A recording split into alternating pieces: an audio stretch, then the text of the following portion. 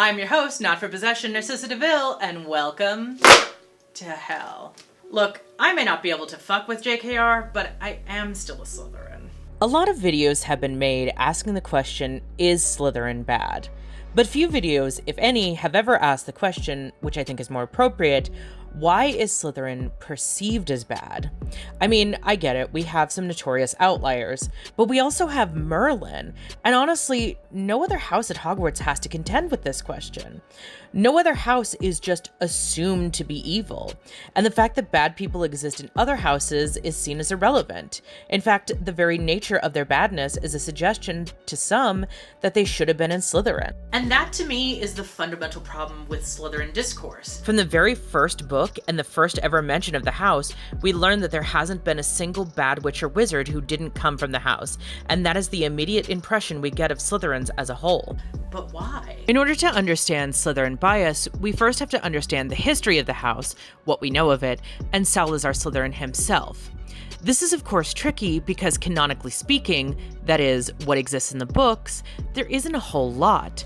What we do know for certain is that he was one of the founders of Hogwarts back in the 1st century, and that there was a fallout between him and the others based on the blood purity of the students. Which, there's a lot to unpack there. I'm not going to defend that particular aspect because obviously that's a very slippery slope and we're not even going to go there, but I did see kind of an interesting essay written by a fellow Slytherin on Tumblr which talked about how basically during the time in which Salazar Slytherin was alive, it was the Dark Ages in which witches and wizards were being killed by muggles, or perceived witches and wizards, and so maybe Salazar distrusting muggleborns wasn't entirely misguided. It is technically canon that real witches and wizards weren't burned during the witch trials, or if they were, they used spells so they weren't harmed, but I think there's something to be said about not even bringing that kind of drama down on yourself.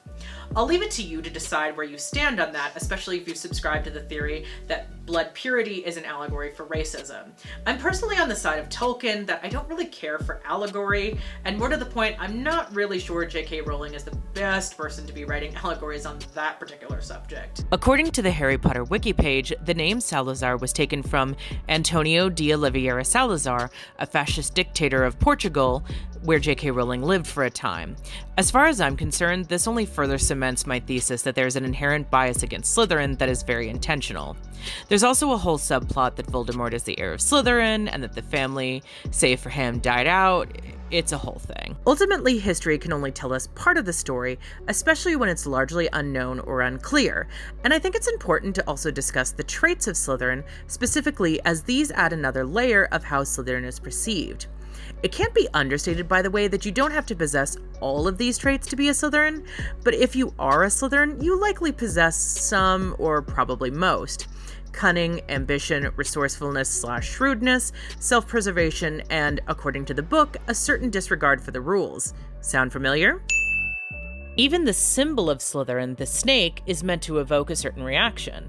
Snakes have long been associated with evil. Look no further than literally the Bible, where a snake tempted Adam and Eve and created the fall of mankind. Compare this especially with the Lion of Gryffindor and the fact that lions tend to be associated with Christianity, and the overall Jesus-y tone of the story at large, and it's very clear where the anti-Slytherin bias comes from. It's sort of ingrained from us at a very young age that snakes are bad and dangerous and evil, especially if you're any sort of Christian. So let's break the traits down one by one. Cunning in particular brings to mind someone who is sneaky, conniving, and underhanded. Ambition is often equated with a ruthless sort of power grab. It's very Machiavellian, but ambition doesn't have to be evil. At its core, ambition is neither good nor evil. It is simply the desire for more.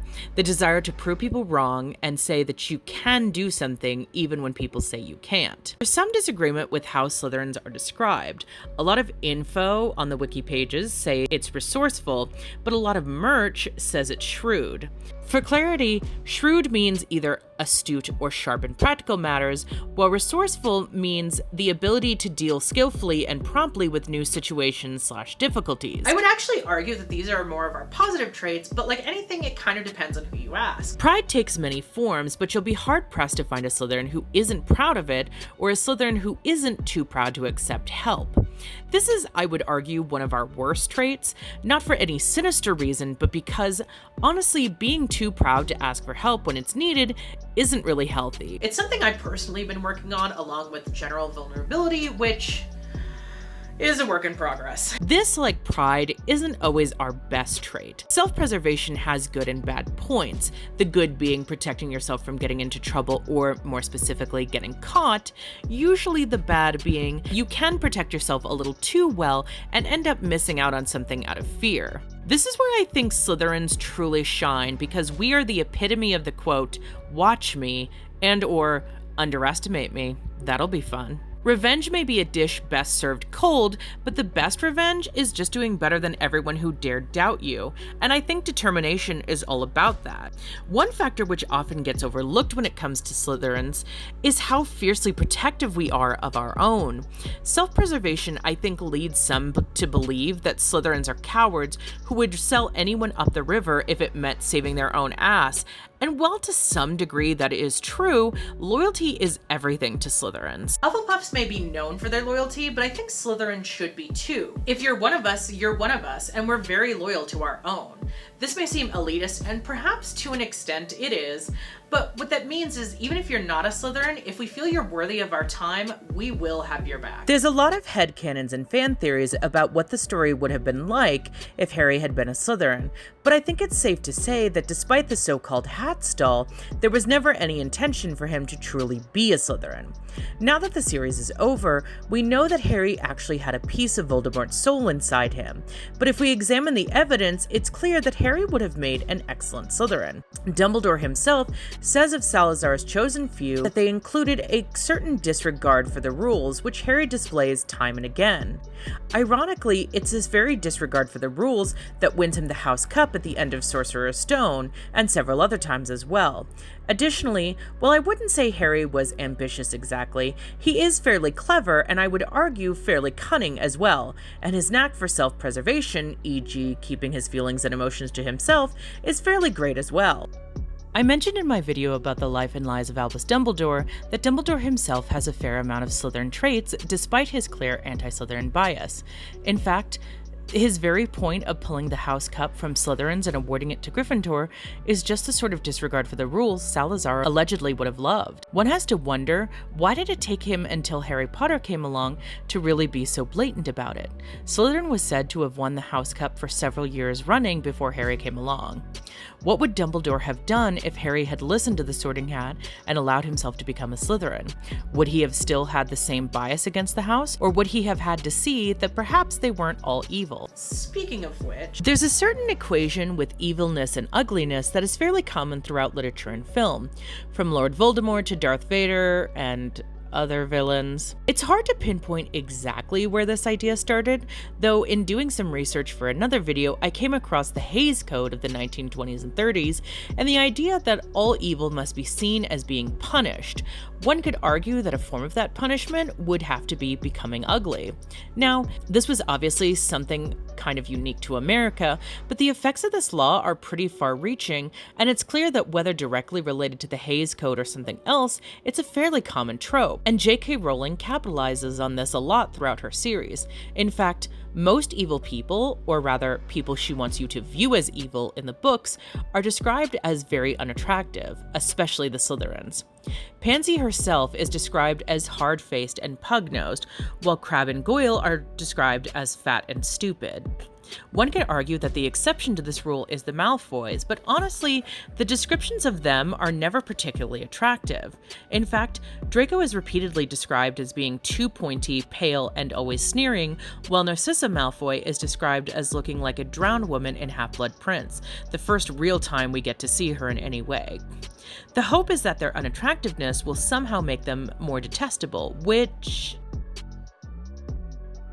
J.K. Rowling further proved this point when she said she believes that the only reason people like Draco Malfoy as a character, specifically females, is because Tom Felton is so attractive. Now, I'm not going to pretend that I didn't have a massive crush on him sometime between 6th and 7th movie, or that I wouldn't say he could still get it, because he could. However, that isn't the reason I like Draco Malfoy. I like him so much because I relate to him. And this, to me, is an important distinction. I explained it admittedly not as well as I could have in my video in defense of Draco Malfoy, which I'm considering making a proper video essay of. Comment down below if you'd like to see that. But the crux of the argument was this. I grew up with a father who was very, very conservative and very Catholic, and a lot of his beliefs were extremely toxic and backwards. Many of them were racist, sexist, homophobic, and probably transphobic too, if we're being honest. And for me, growing up with that influence was pretty close to the Death Eater ideal. Draco isn't really given any kind of redemption arc. He's saved by his child and has a wife die of an unknown blood curse, assuming you see Cursed Child as canon, which I don't. But ultimately, he still isn't seen as a good person in the end of it all. But I believe he is worthy of one. I believe, if anything, I'm living proof that it's possible to grow up with influences like that and grow to be better. All of this is to say that just because a character starts off as bad doesn't mean that they don't deserve better, and that being a shitty person doesn't preclude you to being unattractive. And yeah, there are plenty of unattractive people who are assholes, but there are even more attractive, charming, seemingly perfect people who are downright evil, and to pretend that there aren't kind of excuses that in a way. I think it's important to note that one of the biggest problems a lot of fans have of the series the older they get is that it's pretty obvious that a lot of the houses are fairly one note as far as what they're known for. Gryffindor equals good, regardless of whether or not the story supports that theory. Slytherin equals bad, Ravenclaw equals smart, and Hufflepuff equals, well, there. Ironically, for as much as it's clear that J.K. Rowling is biased against Slytherin, marketing-wise, Slytherin and Gryffindor are often the only houses represented in any meaningful way when it comes to merch. I'm a Slytherin and my mother is a Ravenclaw, and of the two of us, I'm hard-pressed not to find what I'm looking for at any given time, whereas my mother often can't find the same type of things in Ravenclaw merch. Even Death Eater merchandise is often more popular than that of other houses other than Gryffindor and Slytherin, and there's something to be said about that fact. One can argue about whether or not it's morally/ethically okay to wear Death Eater merch given what they stood for, but that's a topic for a different video. Ultimately, I think it's pretty telling that of all the houses, Slytherin seems to be the most popular. Back when Pottermore was more of an immersive site, Slytherins won the House Cup fairly frequently, which, without Dumbledore to award house points for no reason, makes sense. None of this is to say that Slytherins are without fault or that we are somehow perfect. We have good and bad habits along with everyone else, and ultimately, it's the individuals that are good or evil, not the house as a whole. I can't understate this fact, but a lot of people who want to say Slytherins have produced more than their fair share of dark wizards, and maybe to some extent this mix of ambition, cunning, determination, and resourcefulness does preclude some more than others towards evil, but that's the exception, not the rule, and more importantly, other houses have had evil people. Again, if you view Cursed Child as canon, Cedric Diggory would have become a Death Eater if embarrassed hard enough. And that's telling because if that is canon, that means that people don't just become Death Eaters because of pureblood politics or some kind of ideal, that they actually become Death Eaters for complicated reasons. This is not, by the way, any means of a defense of Death Eaters. What I mean to say is it suggests that the story is not as black and white as it might appear, and if anything adds a level of nuance I almost wouldn't think J.K. Rowling capable of these days. But then, I guess it's worth noting that Cursed Child wasn't really written by J.K. Rowling and was in fact written by two playwrights, so, there it is. Look, I'm the first person to admit that Slytherins aren't perfect, and there are some of us who are downright shitty. I would venture to guess that the majority of political figures are to some degree Slytherins because there's a certain amount of cunning, determination, and resourcefulness necessary to do something like go into public office, especially if you plan to get anything done. And while she claims to be a Gryffindor, I think we can all agree that while J.K. Rowling may not be ambitious, she certainly possesses some of the more unfortunate traits that can lead one to wonder if she herself wasn't a Slytherin. Although, let's be real, if we've learned anything from her recent stints in transphobia, she clearly doesn't possess nearly the cunning, resourcefulness, or self-preservation to truly be a Slytherin. Perhaps if she was, she wouldn't be where she is today. The world may never know. Finally, to quote a gorgeous Slytherin, "I'm not bad. I'm just drawn that way." If you enjoyed this video, please feel free to give it a like, comment down below, and keep the conversation going, and subscribe to my channel. Additionally, if you would like to see more content like this, consider donating to my Patreon/Ko-Fi. Links will be all in the description below.